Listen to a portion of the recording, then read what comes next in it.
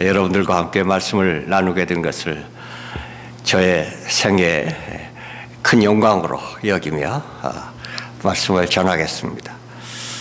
여러분의 수준이 높으시니까 저도 수준 있게 좀 말씀을 드려야 되겠다 생각해서 저의 수준과 여러분의 수준을 좀 맞춰보려고 합니다. 만일 이 테스트에서 여러분이 수준이 맞지 않으면 제가 말씀을 증거할 수 없습니다. 세 가지 카테고리로 여러분의 수준을 좀 제가 점검해 보길 원합니다. 세 가지 카테고리인데 각 카테고리 1, 2번 중에서 정답을 여러분 찾으셔서 큰 소리로 1번 혹은 2번 이렇게 대답을 해 주시면 됩니다. 그런데 특히 벨리교회를 제가 사랑하는 마음이 있어가지고 여러분에게만 정답을 가르쳐 드리죠. 정답은 항상 2번입니다. 근데 일부 예배 때는 1번 그런 분들이 있더라고요. 그래서 제가 마음이 많이 상했어요. 2부 예배 조심하시기 바랍니다. 첫 번째 카테고리는 설교자에 대한 여러분의 태도의 수준입니다. 1번, 나는 인물이 훤하고 센스 있는 스마트한 젊은 목사님의 설교에만 은혜를 받는 수준이다. 2번, 벌써 1번 하셨네. 2번 문제가 나갑니다. 2번, 나는 인물이 없고 센스도 없고 둔감한 은퇴 목사의 설교에도 은혜 받을 수 있는 수준이다. 정답? 오케이. 1번. 두 번째 카테고리, 여러분의 믿음의 행함의 수준을, 오늘 화제 얘기도 하셨지만 믿음의 수준을 카테고리입니다. 1번, 나는 오는 말이 고와야 가는 말이 고운 수준이다. 2번, 큰일 나네. 2번은 나는 오는 말은 험해도 가는 말은 고운 수준이다. 정답? 2번. 세 번째 마지막 카테고리는 오늘 본문에 관련된 카테고리입니다. 1번, 나는 눈에 보이는 세상 것에만 관심하는 수준이다. 2번, 나는 눈에 보이지 않아도 하늘의 것을 관심하고 사모하는 수준이다. 정답? 2번. 여러분 대학 졸업식에 가면 우등생을 라틴어로 쿰 라우데 그렇게 부르지요. 여러분은 숨마 쿰 라우데십니다. 네, 제가 마음 놓고 설교할 수 있겠습니다. 오늘 본문 세 절로 되어 있는데요. 31절은 본문의 시대적 배경을 알려주고 있습니다. 당시에는 먹을 것, 마실 것, 입을 것들이 절실히 필요하고 사람들이 그것에 관심했던 시대였습니다. 32절은 이 모든 것은 이방 사람들이 구하는 것이다. 여기 이방 사람들이라는 것은 세상 나라 사람들을 지칭하는 말이지요. 이들은 세상 것, 먹을 것, 마실 것, 입을 것을 관심한다는 것입니다. 마지막 33절은 이 너희는 하늘나라 사람들을 지칭하는 말입니다. 너희는 먼저 하나님의 마음을 알아서 하나님이 좋아하시는 일이 무엇인가, 하나님이 의로워하시는 일이 무엇인가, 하나님의 마음을 알아서 행동해야 한다는 것입니다. 너희는 하나님의 마음을 알아서 행동해라. 오늘 이 세 절의 핵심 메시지는 이것입니다. 세상 나라 사람과 하늘나라 사람은 구하는 것이 달라야 한다는 것입니다. 저는 평생에 회장을 해본 일이 없습니다. 그런데 최근에 제가 협회를 하나 만들어서 거기에 회장에 취임하였습니다. 여러분이 아시는 대로 저는 UMC 은퇴 목사들이 모여 사는 베이커홈, 이 베이커스필드와 같은 베이커시입니다. 베이커시가 기증해서 만든 커뮤니티지요. 그 베이커홈에 제가 사는 이웃이 바로 앞집에는 정용치 목사님, 옆집에는 정소영 목사님이 사시는데 셋은 다 동갑내기입니다. 그래서 좋기도 하고 나쁘기도 합니다. 좋은 것은 친구끼리 좋고요. 나쁜 것은 맛있는 거 혼자 먹을 수 없다는 게 아주 큰 약점입니다. 그 셋이 모여서 협회를 하나 만들고 거기서 제가 회장 자리에 있습니다. 이 두 목사님들은 저보다 키가 크고 설교도 저보다 훨씬 잘하는 분들인데 어떻게 제가 회장이 되었느냐? 그 이유를 들어보세요. 정영치 목사님은 사모님이 제가 만든 협회 이름은 핸팩트 소사이어티, 우리말로는 공초가 협회입니다. 거기 왜 제가 회장에 취임했냐면 그 이유가 있습니다. 정용치 목사님은 사모님이 뭐라 하시면 꼭 토를 달지만 결국에는 사모님에게 다 복종하고 마십니다. 정소영 목사님은 사모님이 뭐라 하시면 말씀이 떨어지자마자 실시하십니다.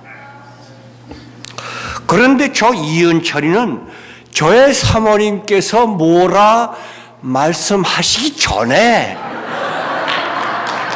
사모님의 마음을 알아서 움직입니다. 여러분, 회장 자격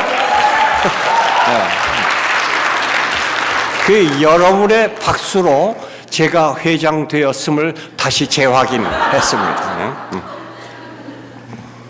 이러한 태도를 오늘 말씀에 비유하여 본다면 이 셋 중에 누가 가장 하늘나라 사람에 가깝겠습니까? 이거 뭐 불문가지이지요.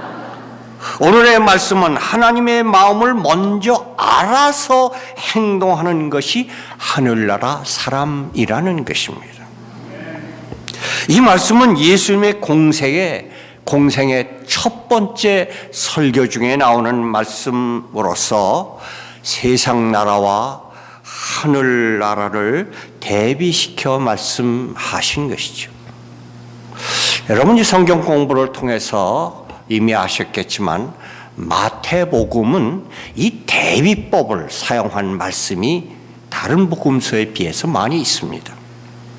오늘 본문도 그 대비법의 방법 중에 하나의 말씀입니다. 세상 나라 사람들은 세상 것을 구하고 하늘나라 사람은 하늘나라 것을 구한다는 것이지요. 예수님이 세상에 오셔서 하신 사역을 한마디로 요약한다면 그것은 하늘나라 꿈을 펼치신 것입니다. 마태복음에는 하늘나라, 헬라어로는 바실레이아, 영어로는 Kingdom of God 혹은 Kingdom of Heaven 이라는 단어가 37번이나 나옵니다. 다른 복음서보다 유독 마태가 하늘나라라는 단어를 많이 사용한 그 까닭이 어디 있을까? 아시는 대로 마태는 세리입니다. 그는 창녀와 동급으로 취급될 만큼 세상 것에 관심이 많았던 사람입니다. 철두철미 세상 사람으로 살아갔던 사람입니다.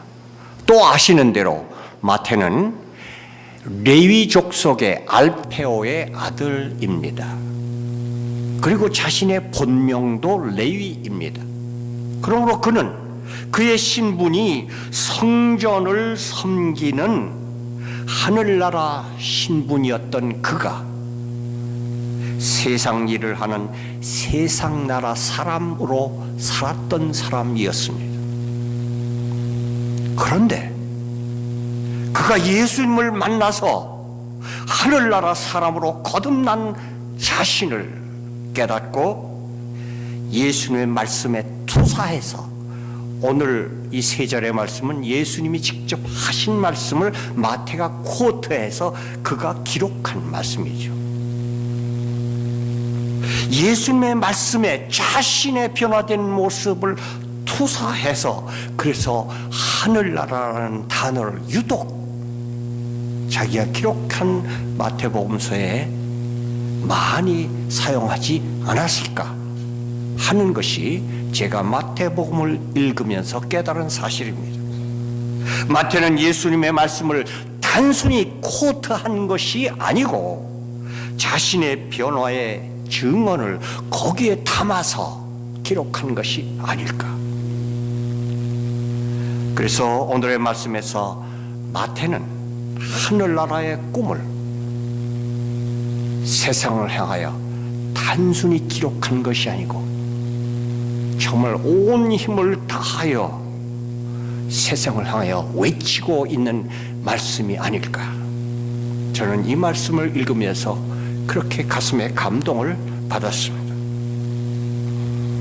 예수님이 이 땅에 오셔서 하신 일이 하늘나라 꿈을 심는 일이 전부인 것처럼 그 예수님이 세우신 이 교회가 할 일의 전부도 그것은 하늘나라 꿈을 심는 일일 것이고 그 교회에 속한 우리 성도님들의 할 가장 중요한 일 그것은 하늘나라 꿈을 심는 일일 것입니다. 마태복음 16장에는 교회라는 단어가 나옵니다. 이 교회라는 단어는 복음서에 유일하게 여기에만 나오는 단어입니다. 거기에 하늘나라의 꿈을 심어서 교회라는 단어를 쓰고 계신 것을 알게 됩니다. 우리 마태복음 16장 13절에서 18절까지 그 교회의 꿈을 실으신 교회에 대한 말씀을 우리 함께 읽지요. 교독을 하겠습니다. 아주 좀 이게 마음을 잘 집중해서 읽으시면 좋겠어요. 예수께서 빌립보 가이사랴 기억하십시오. 가이사랴 지방에 이르러서 제자들에게 물으셨다. 사람들이 인자를 누구라고 하더냐?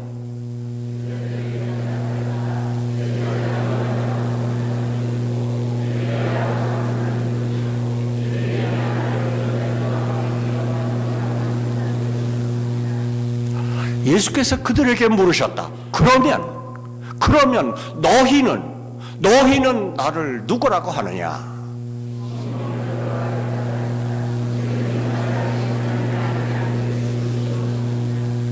예수께서 그에게 말씀하셨다. 시몬 바요나야, 너는 복이 있다. 너에게 이것을 알려주신 분은 사람이 아니라 하늘에 계신 나의 아버지시다. 나도 너에게 말한다.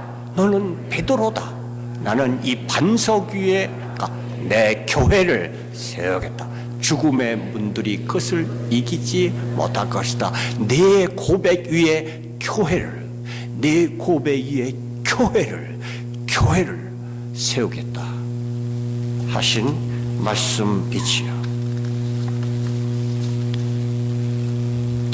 복음서에 유일하게 교회를 언급하신 이 말씀은 빌립보 가이사랴 지방에서 하신 말씀입니다. 가이사랴에 오시기 전 예수님은 갈릴리 유대나라 지도를 여러분 보시면 갈릴리의 큰 호수, 바다라고도 하죠. 갈릴리 호수가 있고 쭉 강이 내려와서 밑에 그 사해가 있죠. 거기서 물이 끝나죠. 갈릴리 지방 북쪽에 있는 두로와 시돈에서 가나안 여인의 딸의 죽을 병을 고쳐주시고, 그리고 남쪽 갈릴리로 내려오셨습니다. 왜냐하면 지금 예수님의 동선은 예루살렘을 향하여, 저 사해 근처에 있는 예루살렘을 향하여 남양하시던 길이었습니다. 그 두로와 시돈에서 갈릴리로 남쪽으로 내려오셔서 갈릴리 지방에서 칠병이어로 4,000명을 먹이신, 오병이어 아닌가? 아닙니다. 오병이어도 다른 이야기죠. 칠병이어로 4,000명을 먹이시고, 그리고는 예루살렘 쪽으로, 사해 쪽으로 남양하시던 예수님은 거기서 방향을 바꾸어 북향하여 갈릴리 북쪽에 있는 빌립보 가이사랴 지방으로 제자들을 이끌고 가셨습니다. 왜 예루살렘으로 남양하시던 예수님이 방향을 바꾸어 북향하여 이 도시로 가셨을까? 여기는 예수님의 특별한 의도가 있음을 우리는 쉽게 알 수 있습니다. 무슨 특별한 말씀을 하시려는 의도가 있었을까? 가이사랴에서 무슨 중요한 것을 제자들에게 가르쳐 주기 위해서 그리로 가셨을까? 바로 교회에 대한 말씀을 하시기 위해서, 교회가 무엇인가를 가르치시기 위해서 그리로 가셨습니다. 왜 교회에 대한 말씀을 꼭 가이사랴 도시에서 하시고 싶으셨을까? 잘 아시는 대로 이 지방의 이름이 가이사, 로마 황제의 이름을 붙인 도시로 보아서 이 도시는 마치 친일파 식으로 친로마파 사람들이 사는 특구였을 것입니다. 여기는 가이사 황제의 화려한 궁전이 세워져 있었고, 각종 거대한 이방 신전들이 즐비하게 세워졌던 도시였습니다. 여기는 로마의 논리, 다른 말로 바꾸면 황제의 논리가 통하는 도시였을 것입니다. 로마의 논리는 여러분 영화를 통해서도 잘 알고 계시죠? 로마의 논리는 다른 사람을 지배하는 힘과 성공하는 지식과 귀티나고 부티나는 물질을 자랑하는 논리입니다. 이것이 당시의 세상 사람들의 논리였습니다. 오늘 본문 말씀처럼 무엇을 먹을까 마실까 입을까 세상적인 것에 관심했던 대표적인 도시입니다. 그런데 하늘나라 예수님의 논리는 정반대였습니다. 힘 대신에 약함으로 남을 세워주는 것이고, 성공 대신에 내가 실패해 다른 사람을 성공시켜주는 것이고, 물질 대신에 육신을 죽여 영혼을 살려내는 논리입니다. 그러니까 예수님은 이 세상 도시와 극명하게 대조되는 하늘나라를 시각적으로 대비법으로 확실하게 설명하시려고 이 도시로 가셨다는 것을 우리는 금세 눈치챌 수가 있습니다. 그래서 예수님이 제자들에게 물으셨죠. 그런 거대한 신전, 로마의 논리가 눈에 보이는 바로 그 자리에서 세상의 논리를 가진 세상 사람들은 나를 누구라고 부르더냐, 나를 통해서 무엇을 구하더냐 하고 물으셨습니다. 그러신 후에 하늘나라 논리를 가진 하늘나라 사람인 너희는 나를 누구라고 부르고 싶으냐, 나를 통해서 무엇을 구하느냐 하고 대비시켜서 물으셨던 것이죠. 세상 사람들은 우리가 함께 읽은 것처럼 예수님을 뭐라고 불렀고 또 무엇을 예수님을 통해서 얻기를 원하시는 겁니까? 세례자 요한이라고 하는 사람도 있고, 엘리야라고 하는 사람도 있고, 예레미야, 무엇입니까? 이 말은 죽었던 세례 요한이나 엘리야나 예레미야가 다른 선지자가 되살아 나온 것으로 예수님을 그렇게 보았고 예수님께 그것을 기대했습니다. 다른 말로 바꾸면 세상 나라 사람들은 예수님에게서 초능력자, 인기자의 모습을 구했던 것입니다. 오늘 본문에 말씀하신 무엇을 먹을까 마실까 입을까를 구한 것처럼 어떻게 초능력을 가질까, 어떻게 인기를 얻을까, 어떻게 다른 사람을 지배할까를 세상 것들을 구했다는 것입니다.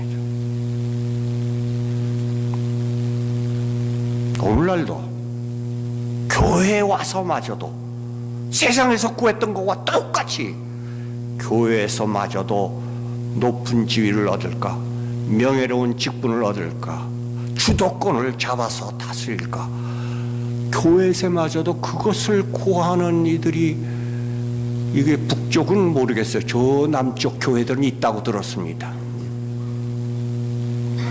그러나 베드로, 하늘나라 사람은 예수님을 뭐라고 했습니까? 주는 그리스도시요 하나님의 아들입니다. 이 짤막한 고백 속에 무엇이 담겨 있습니까? 높고 높고 전능하신 하나님이 우리를 위하여 이 땅에 오시고 십자가에 죽으실 구세주의 영성을 예수님의 속에서 보기를 원했고 그것을 구했던 것입니다. 어떻게 다른 사람을 살려줄까? 어떤 사람을 어떻게 하면 다른 사람을 세워줄까? 나를 버리고라도 어떻게 사람을 높여줄까 하는 오늘 본문의 말씀처럼 먼저 하나님의 의를 구하는 그런 베드로의 고백 속에 이것이 담겨 있음을 저는 보게 됩니다. 저는 베드로의 이 짧은 고백 속에 담긴 예수님의 영성, spirituality, 예수님의 영성을 이렇게 풀어보고 싶습니다. 저는 예수님의 영성을 우리말로, 영어로는 번역이 안 되겠지만 예수님의 영성을 우리말로 발음이 같은 숫자의 영성으로 풀어보려고 합니다. 아라비아 숫자는 본래 가장 작은 수 1부터 가장 큰 수 9까지만 있었습니다. 그런데 후세에 누군가 거기다 0이라는 숫자를 집어넣게 되었지요. 0이라는 숫자는 자신은 값이 없습니다.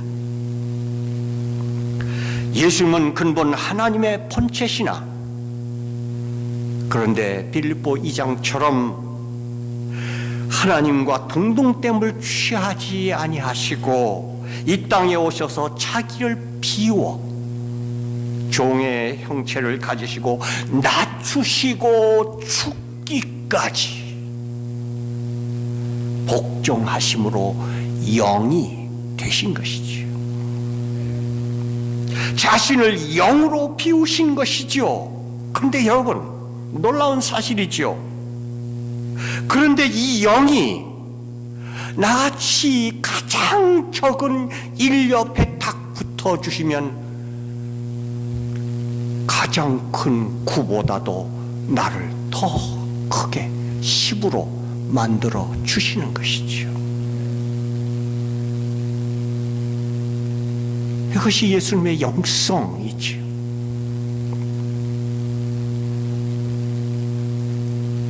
여러분은 You Raise Me Up 이라는 찬양 좋아하시고 많이 부르시죠. 저도 그렇습니다. 예수님이 가장 작은 일 같은 내 옆에 서 주시면 나를 그보다 큰 10으로 raise up 시켜주시는 것이죠. 교인 중에 가장 추한 교인은 일이면서도 구인체 하는 성도입니다. 두 번째 못난 교인은 구이면서 구인체 하는 교인. 어찌 보면 봐줄만 하죠. 그런데 세상에서는 봐줄만 합니다. 그런데 하나님 앞에서는, 오늘 하나님의 의로 비춰보면 아닙니다. 예수님의 영성에는 아직도 멉니다. 가장 아름다운 교인은 자기가 일이 되었던 굴이 되었던 구가 되었던 상관없이 자신을 영으로 만들어 다른 사람 옆에 서주는 것이죠.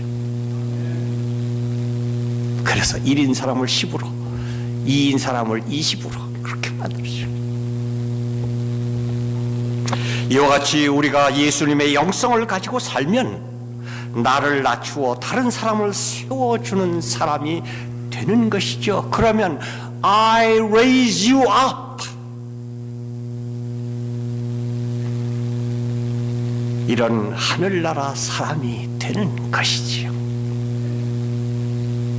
이것이 베드로의 고백 속에 담긴 예수님의 영성, 오늘의 본문의 하나님의 의 아니겠습니까? 베드로의 이 고백을 들으시고 예수님께서 맞다! 바로 그거다! 하늘나라 꿈을 가진, 너와 같은 꿈을 가진 이들 위에 내 교회를 세우겠다 하신 것이죠. 다시 말씀드립니다.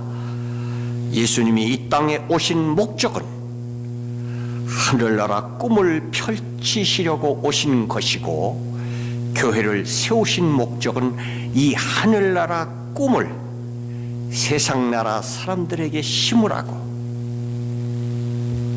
그래서 세상나라 사람들을 불러들여 하늘나라 사람들로 만들라고, born again, 세상나라 사람이 교회에 와서 새로 하늘나라 사람으로 born again 하게 하라고 교회를 세우신 것이죠.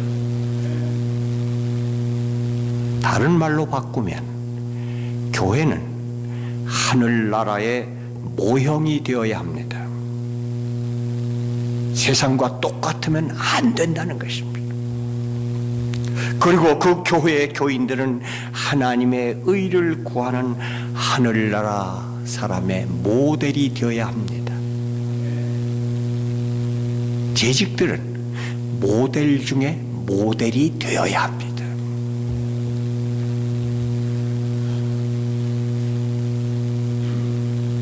다음 주는 추수감사 주일이지요. 무엇을 먹을까, 무엇을 마실까, 입을까, 우리가 그렇게 살았잖아. 근데 그거 다 주셨잖아. 이제는 하늘날 꿈을 가지고, 주신 거 하늘날 꿈을 가지고, 그 주신 거 하늘날 꿈을 세우는 일에 우리가 세워야 되지 않겠습니까? 여기 넘칠수록 좋은 감사. The Lord is good. 정말 God is good to me. 세상 나라를 생각할 때 저는 사랑하는 우리 조국의 몇 가지를 떠올리게 되었습니다. 고압선이 자기 동네를 지나간다고 반대 데모를 한답니다. 건강에 해롭다고요.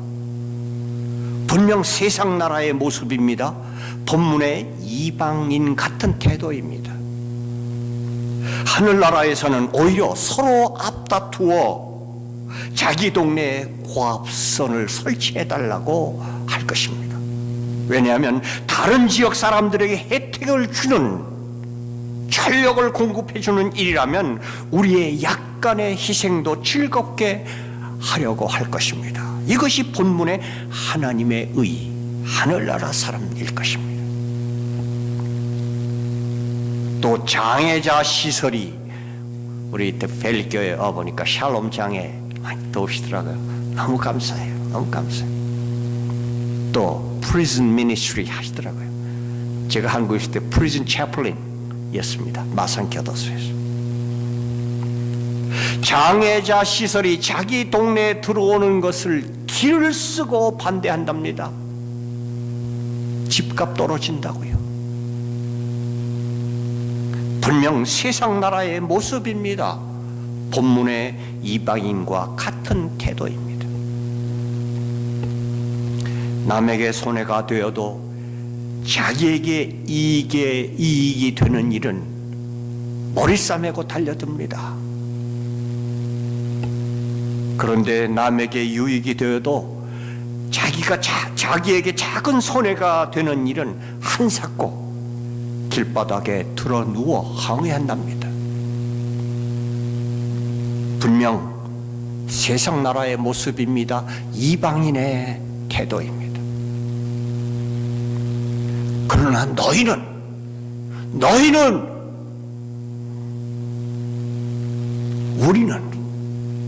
우리는 말입니다.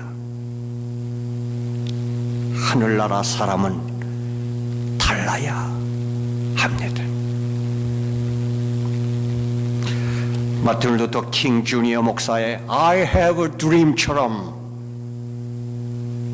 조나단 리빙스톤의 갈매기의 꿈처럼 저는 하늘나라 꿈을 품고 있습니다. 남의 눈에 티보다는 자신의 눈에 들보를 먼저 보며 겸손한 언행을 하는 하늘나라 사람이 되는 꿈입니다. 타인에게는 너그럽고 자신에게는 엄격하여 이웃을 배려하는 하늘나라 사람이 되는 꿈입니다. 오른손이 하는 것을 왼손이 모르게 하는 공기처럼 사람을 살리는 하늘나라 사람이 되는 꿈을, 오른뺨도 왼뺨도 다 내어주고 오리 심리를 강제로 가도 속옷과 겉옷을 다 빼앗겨도 이웃을 위한 일이라면 기뻐하면서 남 잘되고 남의 자식이 출세하고 이웃 가게가 더 잘되고 사촌이 땅을 사도 행복한 나라, 남이 교회의 주도권을 잡아도 주님을 위하여 교회를 위하여 빚도 없이 이름도 없이 섬기는 하늘나라, 내가 잘못해서가 아니라 상대방을 세워주고 사랑해서 내가 먼저 사과하며 행복을 느끼는 하늘나라 꿈을 꿉니다. 주와 함께라면 병들어도 좋아, 참된 강건함이 내 마음에 가득하니까. 병들어도 장애를 가졌어도 행복한 하늘나라. 주를 위해서라면 가난해도 행복하고 애통해도 행복하고 빼앗겨도 행복하고 줄이고 목말라도 행복하고 핍박을 받아도 행복하고 섬김이 행복하고 발 씻어줌이 행복하고 희생이 행복하고 남의 죄를 뒤집었어도 행복한, 억울해도 보복하지 않는 내가 영이 되어 소외되고 가난하고 낮은 일 같은 사람 옆에 세워주어 그 사람을 십을 만들어주는 하늘나라 꿈을 저는 가지고 있습니다. 세상에서는 매우 비현실처럼 느껴지지만 하나님이 다스리시는 하늘나라 꿈, 지금 여기서부터 하늘나라 사람으로 살고 싶은 것이 저의 꿈입니다. 이것이 오늘 본문에서 너희는 먼저 하나님의 의를 찾으라는 말 아니겠습니까? 여러분은 어떠십니까? 여러분은 세상 나라 사람들이 구하는 것을 꿈꾸며 사십니까? 아니면 하늘나라 사람들이 구해야 하는 것을 꿈꾸며 사십니까? 저는 오늘 본문 말씀을 저 개인 번역으로 다시 읽어드리겠습니다. 무엇을 먹고 마시고 입을까? 다른 말로 바꾸어서 무엇을 가질까, 나타낼까, 다스릴까, 어느 분은 그래서 가나다 시험이라고 그러죠. 가질까, 나타낼까, 다스릴까, 이런 것을 구하는 세상 나라 꿈, 이방인의 꿈이 아니라 무엇이 하나님의 뜻인가를 구하며 무엇이 하늘나라 사람들이 구해야 할 것인가를 구하며 알아서 행하는 하늘나라 꿈을 가지라. 그것이 하늘나라 사람 너희들이다.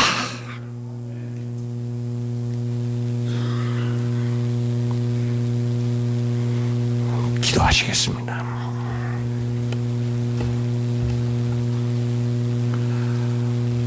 널 보는 이마다 주 생각하리. 널 보는 이마다 주 생각하리.